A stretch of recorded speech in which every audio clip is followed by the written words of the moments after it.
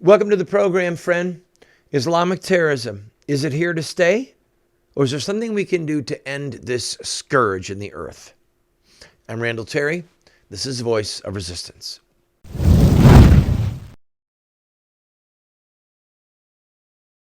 Welcome to the program, friend. Today's episode is committed to discussing what can we do to stop Islamic terrorism. I hope that you find it interesting. Take notes.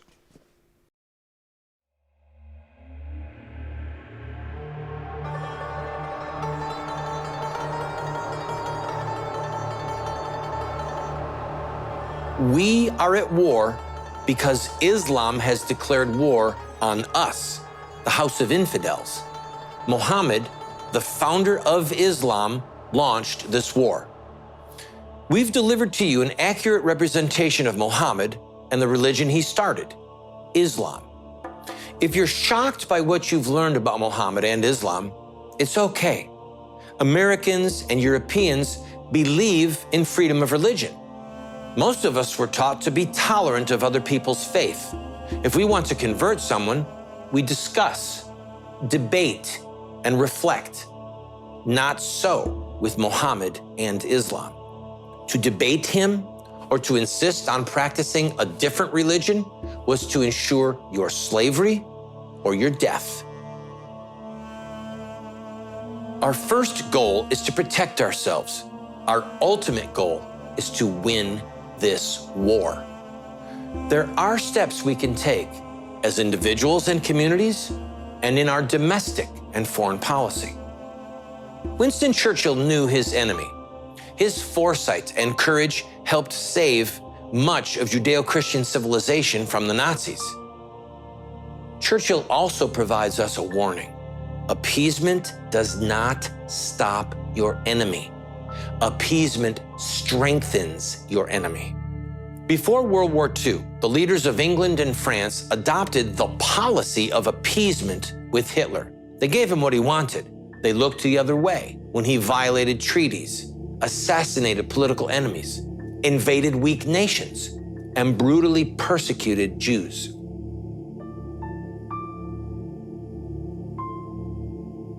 Those with the power to stop Hitler didn't.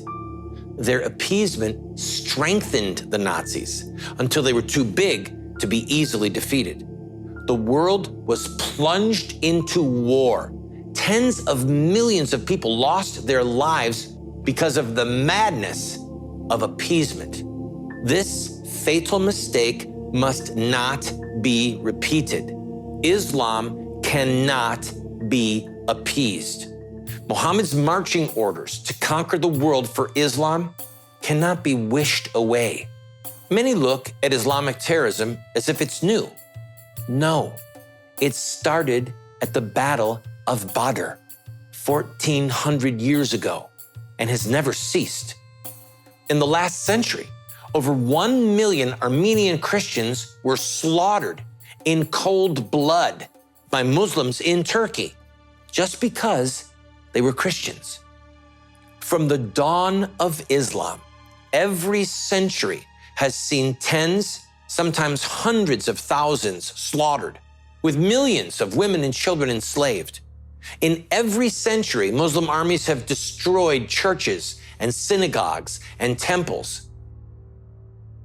We must heed the testimony and warning of the millions who have suffered under the sword and shadow of Muhammad for centuries. The recent atrocities in Brussels, Paris, Chattanooga, San Bernardino, London, New York, and nations around the world are not unique. They reflect the bloody deeds of Muhammad and his companions since the dawn of Islam. There are actions we can take as individuals and as communities. Study Islam. Let Muhammad's life speak for itself. A starting place is The Life of Muhammad by Ibn Ishaq. Today's headlines of terror reflect Ishaq's history of terror. Various hadith collections are available online with search engines to focus on key words. Study jihad. their treatment of women, concubines, hostages, beheadings, killing Jews, apostasy, those who mock Muhammad. Study all of it. You'll see Islam as it was practiced and founded by Muhammad. The reliance of the traveler defines Sharia law. Read it. This reveals why Saudi Arabia, Pakistan, Egypt, and other Muslim nations have such oppressive laws. The threat of Sharia law is new to many of us, but non-Muslims around the world have suffered and died under Sharia law for centuries. The Coptic Christians of Egypt are not the victims of random terrorism. They are the victims of almost 1,400 years of systematic persecution under Islamic Sharia law. The terrorist attack in an Orlando gay nightclub was committed by a Muslim who knew the words of Muhammad and Sharia law. Muhammad said, "If you find anyone doing as Lot's people did, kill the one who does it and the one to whom it's done." Sharia law quotes Muhammad and specifically states, "Kill the one who sodomizes and the one who lets it be done to him." This is Muhammad and Islam as he founded it. We must take courage and tell the truth about Muhammad and Islam wherever we can, with friends, family, co-workers, in political meetings, letters to the editor, online forums, on call-in radio talk shows, in our churches and synagogues. To know the truth, but not have the courage to declare the truth, is of little benefit to anyone.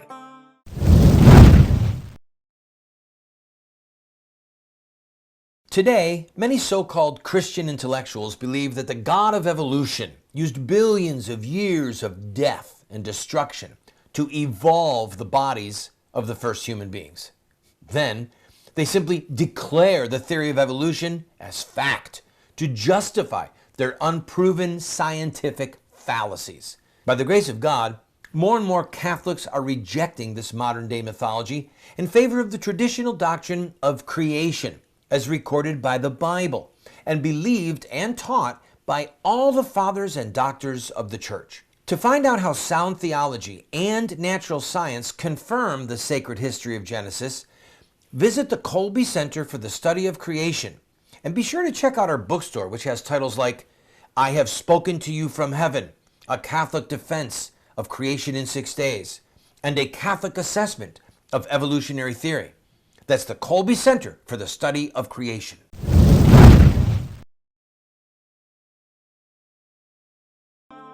We hear media and politicians say that the threat is fundamentalist Islam, or radical Islam, or Salafi Islam. A fundamentalist is someone who goes to the fundamentals, the foundation of a religion. Radical comes from the Latin word radix, meaning the root. Salafi means predecessors or forefathers. So a fundamentalist Muslim is a Muslim who practices Islam on its foundation. A radical Muslim is one who practices Islam at its root. A Salafi Muslim is a Muslim who follows the Muslim forefathers, Muhammad, Abu Bakr, Ali, and the rest. Certain law enforcement agencies in Europe and the FBI's current policy is to refuse to look at religious ideology, religious beliefs, and religious writings when investigating the motives of Muslim terrorists. That means they are missing the motive that's right there. Muslims wanting to imitate Muhammad. Many wonder, nervously, how does a moderate Muslim self-radicalize? Muslim terrorist Alton Nolan beheaded Colleen Hufford in Oklahoma City because he was imitating Muhammad. A law enforcement official familiar with the investigation told the AP that while there was indication that Nolan was a Muslim convert, and was trying to convert others to Islam, there is so far no connection to terrorism and no evidence of any worrisome travel. Travel? Lone wolves and other Muslims who become terrorists don't need to travel to be trained by ISIS or Al-Qaeda to self-radicalize. A Muslim only has to read what Muhammad and his companions did and then imitate them. He just has to believe that if he dies facing Muhammad's enemies, he'll go to paradise and get 72 virgins. And then he could start killing infidels for the glory of Allah. But many law enforcement officials won't look at Muhammad's promises as a motive for terrorism. Why? Some of them think it's bigoted. Others, because they don't believe these promises. They wouldn't kill others to get themselves to heaven, so they don't believe anyone else would. They look for economic factors or workplace tension, even when they don't exist. They ignore the obvious because to say that Muhammad's words motivate terrorism is to admit that violence is inherent to Islam. And that is the truth. Terrorism is not a virus in Islam. It's part of the very fiber and fabric of Islam. If law enforcement want to stop terrorist attacks before they happen, they should monitor the websites of Muslims where passages in the Quran and Hadith and biographies focus on Muhammad's call for terror, killing, dying, being rewarded with paradise, and then see who is frequently going to those websites. But sadly, in the United States, the Countering Violent Extremism guidelines expressly forbid law enforcement from examining any religious writings, such as the Quranic passages or Hadith or Muhammad's biographies that urge Muslims to kill non-Muslims, because these writings are considered protected religious expression. We need to envision a world without the threat of Islamic terrorism, a world without Sharia law, without the Saudis funding terrorism or Muslim nations possessing nuclear weapons. Nuclear weapons that could be used in jihad against non-Muslims. We should begin to envision a world where hundreds of millions of men and women and children are freed from the oppression of Islam and the sword of Muhammad. Thomas Jefferson said, "I have sworn upon the altar of God eternal hostility against every form of tyranny over the mind of man." Some might scoff at this. Others genuinely ask, how could this happen? There is precedence. The ancient pagan religions of Greece and Rome were similar in form to Islam. They were the official religions of the state. Citizens were required to believe in them. Apostasy was a crime punishable by death. Socrates was killed because he denied the Greek gods.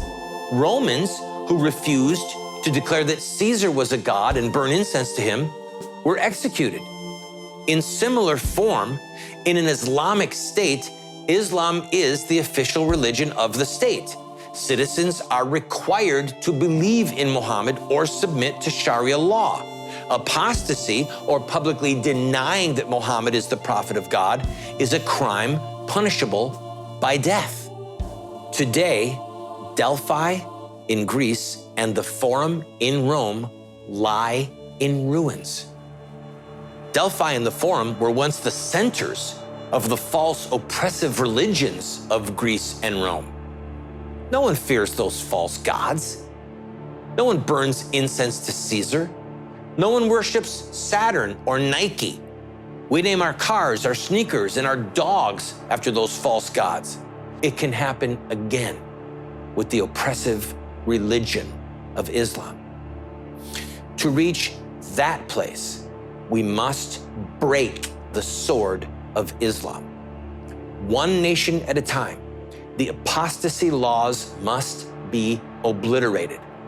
As Muslim theologian Yusuf Qaradawi said, Islam would have died in the first century without the apostasy laws. Its end can be hastened by the abolition of those laws. Sharia law must be destroyed from the face of the earth.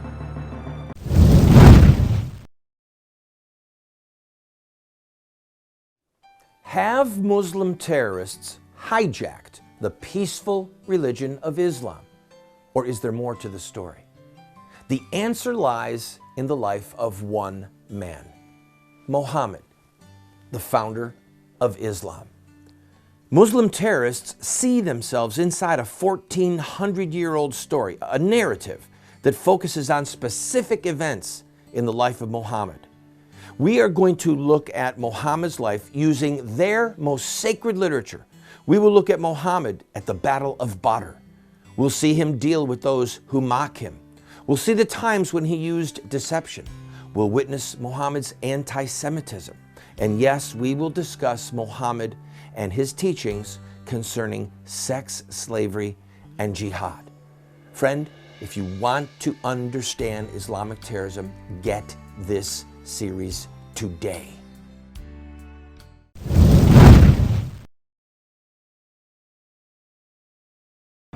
Islam was born by the sword.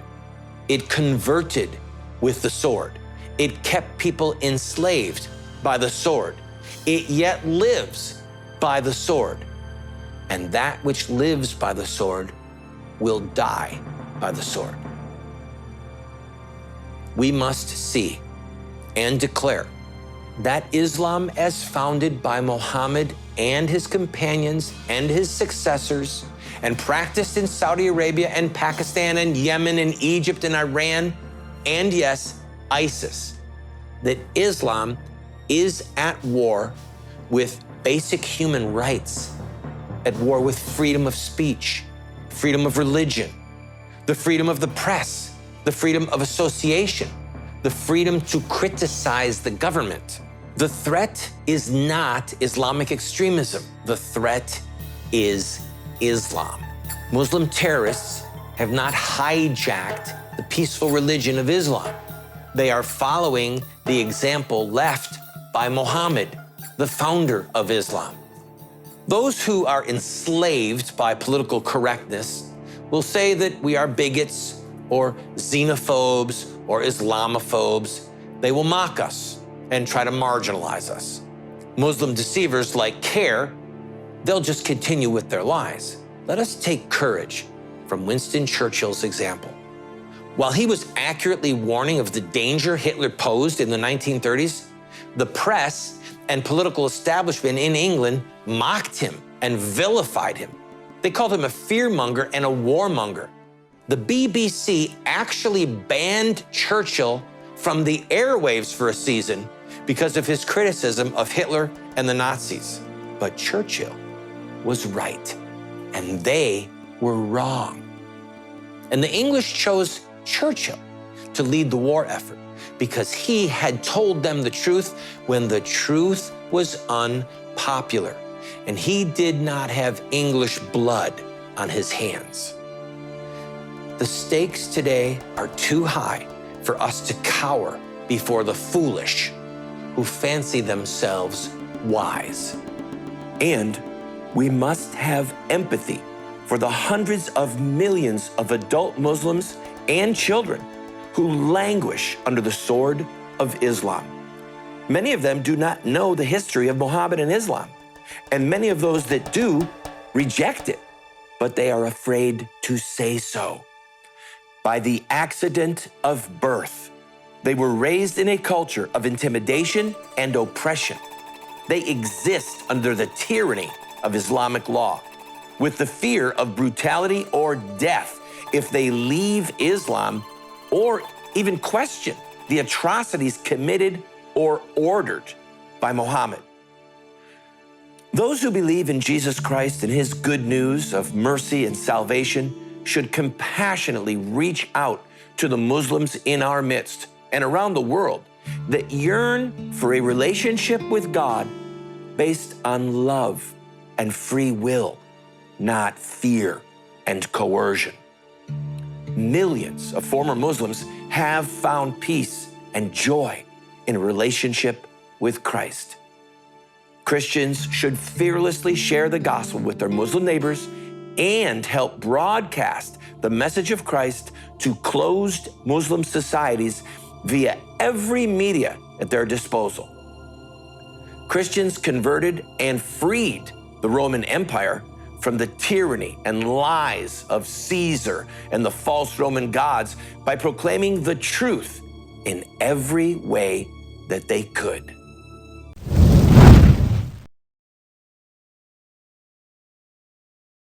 What Would Muhammad Do? Islamic Terrorism Explained is the best movie series documentary ever produced on the life of Muhammad and Islam. How do I know? Because it's what critics are saying. John Moore, radio host and author, said, "I learned more from What Would Muhammad Do about Islam and Islamic terrorism than I've learned from everything I ever read and watched in my entire life." Best-selling author Dr. Bill Warner said, "What Would Muhammad Do is the best movie series, TV production on the life of Muhammad and Islamic terrorism that has ever been produced." Friends, this is what the experts are saying. No one has ever done what we've done. I encourage you to get 1, 2, 4 copies. Call 304-289-3700. That's 304-289-3700, or order it at the address or the website that you see on the screen. We have a special offer for those of you that can give a $50 gift to Voice of Resistance, the Randall Terry Pack. I will give you all 5 of my books that are still in print and my music CD that we cut in Nashville, and here's what else. I'll autograph all of them for you. And if you want me to say to Tom or to Sue so that you can give it as a gift to someone else or keep it in your library as a part of your collection, I'll personalize each one. Just say on the computer who you want it to go to, or tell the person who answers the phone, please have Randall personalize his autograph to these people. I'm going to give a phone number for those of you who don't want to use your computer. Call 304-289-3700. You can get Dragon Slayers, Accessory to Murder, Why Does a Nice Guy Like Me Keep Getting Thrown in Jail, and other books. Call 304-289-3700. That's 304-289-3700.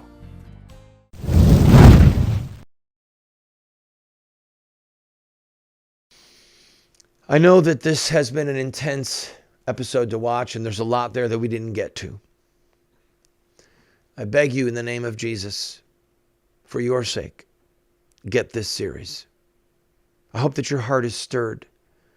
Now, well, Randy, you just want to make money. No, really and truly, if you can't afford it, send what you can. We'll send it to you, even if we're losing money. I have people who tell me that I'm nuts for doing this. I had a close friend the other day on the air called me up and said, "Why are you doing this?" Because I want the material out there. It doesn't do us any good if no one knows the truth. So if you cannot afford $35 for 4 DVDs for 20 episodes, send us what you can. Send a check. We'll send it to you for that amount. You just have to promise to watch it and then to give it to your pastor or give it to your church. That's it. Now I mentioned last night, we need to raise $4,000 right away to make another 1,000 copies of these DVDs.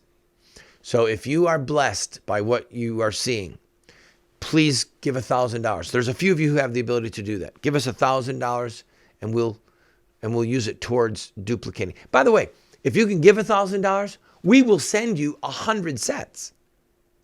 We'll send you 100 sets. Then you can distribute them in your community. Give them to everyone in your church. Give them to your elected officials, your police chief, your mayor, the clergy in the city, the priests, the evangelical pastors. Pass them out. I need 4 people to give $1,000. Please, if you can help us, do it. And if you want, just say the word and we'll send you 100 copies for you to distribute as you see fit. But no matter what, my prayer, my goal, my wish, my dream is that every person who has been watching this series would get their own in their house so they can see all of it without interruption. and without us running out of time. Take advantage of the offer, friends. God bless you.